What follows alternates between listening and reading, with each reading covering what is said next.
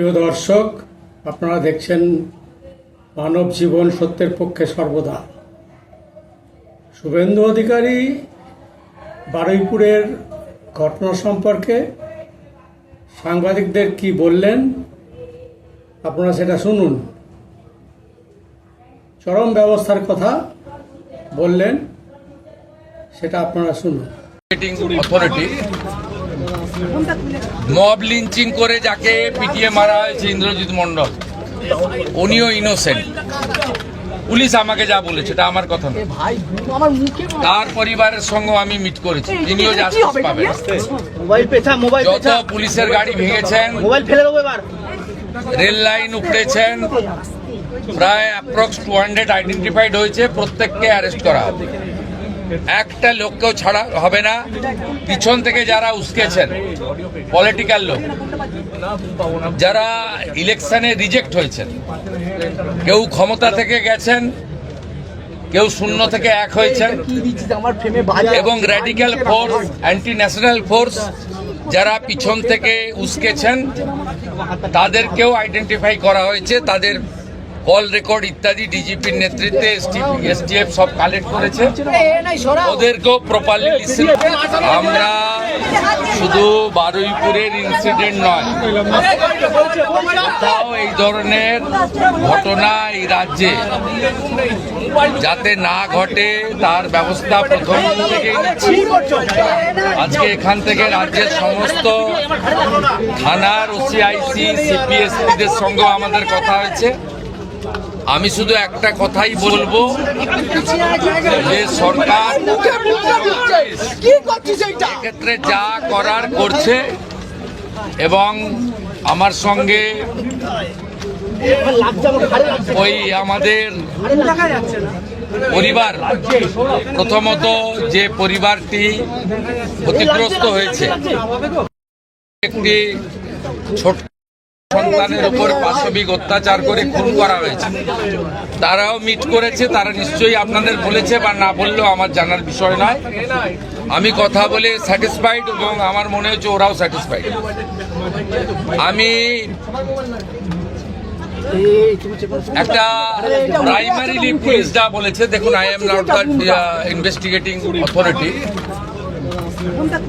Mob lynching করে যাকে পিটিয়ে মারা হয়েছে ইন্দ্রজিৎ মণ্ডল, উনিও ইনোসেন্ট। পুলিশ আমাকে যা বলেছে এটা আমার কথা না, তার পরিবারের সঙ্গে আমি মিট করেছি, তিনিও জাস্টিস পাবেন।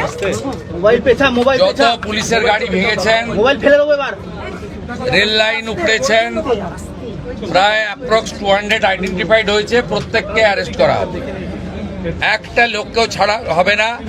পিছন থেকে যারা উস্কেছেন, পলিটিক্যাল লোক যারা ইলেকশনে রিজেক্ট হয়েছেন, কেউ ক্ষমতা থেকে গেছেন, কেউ শূন্য থেকে এক হয়েছেন, এবং radical force, anti national force যারা পিছন থেকে উস্কেছেন, তাদেরকেও আইডেন্টিফাই করা হয়েছে। তাদের কল রেকর্ড ইত্যাদি ডিজিপির নেতৃত্বে এসটিএফ সব কালেক্ট করেছে, ওদেরকেও প্রপারলি লিসেন করা হবে, ওদেরকেও ঠিক প্রপারলি শিক্ষা দেওয়ার কাজ সরকার করবে। ফার্স্ট অ্যান্ড ফরমোস্ট হচ্ছে 4 জনের মধ্যে 3 জন ধরা পড়েছে, আরেকজনকে ধরতে হবে, ওটা আমরা করছি। রিগার্ডিং কম্পেনসেশন, রিগার্ডিং অ্যাসিস্ট্যান্স, আমরা দুটো পরিবারের উপরে ছেড়ে দিয়েছিলাম। ওরা কিছু কথা আমাকে বলেছে, আমি উইদিন এ উইক আসবো এবং দুটো ফ্যামিলিতে যাব। তখন সরকার, ওরা যা চেয়েছে, সরকার যা করলো দেখতে পাবেন। সূর্যপুরে ভিকটিম ফ্যামিলি একটা আউটপোস্ট চেয়েছেন, আমরা আউটপোস্টও ডিজিপি এইচএসকে বলেছি করতে হবে। প্রয়োজন হলে রেন্টাল বাড়ি নিয়ে খনি চালু করতে হবে, এবং আমি যখন ভিকটিমদের সঙ্গে মিট করতে আসবো তখন আউটপোস্টের ইনোগ্রেশন হবে। আমরা এখানে অনেকগুলো ডিসিশন নিয়েছি, সেগুলো প্রপারলি আমরা দেখব। আপনারা ভিকটিম ফ্যামিলি যেমন কনফিডেন্স রেখেছেন সরকার পুলিশের উপরে, আপনারাও রাখতে পারেন। আমার মনে হয় না এর আগে কোনো পুলিশ মন্ত্রী বা মুখ্যমন্ত্রী এই ধরনের পীড়িত পরিবারের কথা শুনেছেন বা বলেছেন। আমি এটা মনে করি এটা ডিউটি, আগের লোক করেনি বলেছে আমি করব না তা না। আমি এখানে এমপি এমএলএ পলিটিক্যাল পার্টিকে ডেকেছিলাম, এমপি সায়নী ঘোষ তিনি মিট করেছেন, মাননীয় বিধায়ক প্রাক্তন স্পিকার বিমান ব্যানার্জি মিট করেছেন। 1-to-1 কথা হয়েছে, সেটা আমি বাইরে বলবো না। আমার মনে হয়েছে তারাও স্যাটিসফাইড। বিজেপি 3 জন এমএলএ মিট করেছেন, গোসাবার বিকন্ন নস্কর, রূপা গাঙ্গুলি এবং দেবাশিস ধর। তারাও কিছু বক্তব্য আমাকে বলেছেন, তাদেরকেও আমি সরকার এবং পুলিশের কতটা প্রোগ্রেস হয়েছে ব্রিফ করেছি।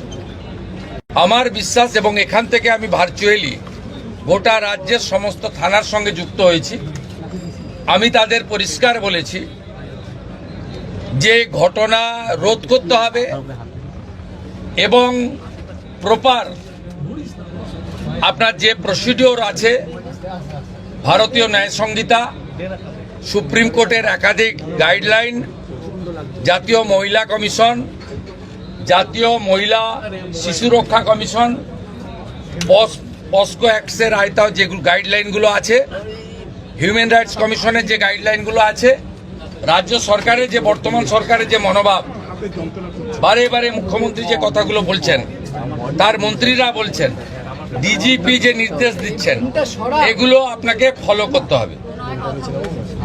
আমরা পুরো বিষয়টা দেখেছি। এখানে মিসিং ডায়েরি হয়েছে আগের দিন রাত্রিবেলা 11:50 PM। তারপরে ক্রমান্বয়ে যে ঘটনাগুলো হয়েছে মিনিট টু মিনিট আমি প্রাইমারি অ্যানালাইসিস করেছি। সূর্যপুর থানার ক্যাম্প ইনচার্জ দিদেন IC Baruipur, SDPO Baruipur, additional SP Baruipur, in presence of the DGP and SP ADG IG, আমরা আমাদের পার্টেও পুরো অ্যানালাইসিস করেছি। আমি ডিজিপিকে 72 ঘন্টা টাইম দিয়েছি। তিনি আমাকে, আমি যা ফাইন্ডিংস পেয়েছি, ওনার যে অ্যাডমিনিস্ট্রেটিভ প্রসিডিওর রয়েছে, প্রসিডিওর অনুযায়ী একটা রিপোর্ট দেবেন। রিপোর্ট দেওয়ার পরে অ্যাডমিনিস্ট্রেটিভ পার্টে আমাদের যে অ্যাকশন নেওয়ার, আমাদের কোনো লোকের যদি কোনো ওই টাইমের মধ্যে কোনো শিথিলতা থাকে 1%ও, সেক্ষেত্রেও খুব স্ট্রং অ্যাকশন নেওয়া হবে। আমি পাওয়ারে আসার পরে বা মুখ্যমন্ত্রীত্ব দায়িত্বের পরে আরজি করের মামলায় 3 জন টপ আইপিএস অফিসারকে সাসপেন্ড করেছি। এক্ষেত্রে আমার মেসেজ খুব ক্লিয়ার আছে, সবাই সেটা দেখেছে।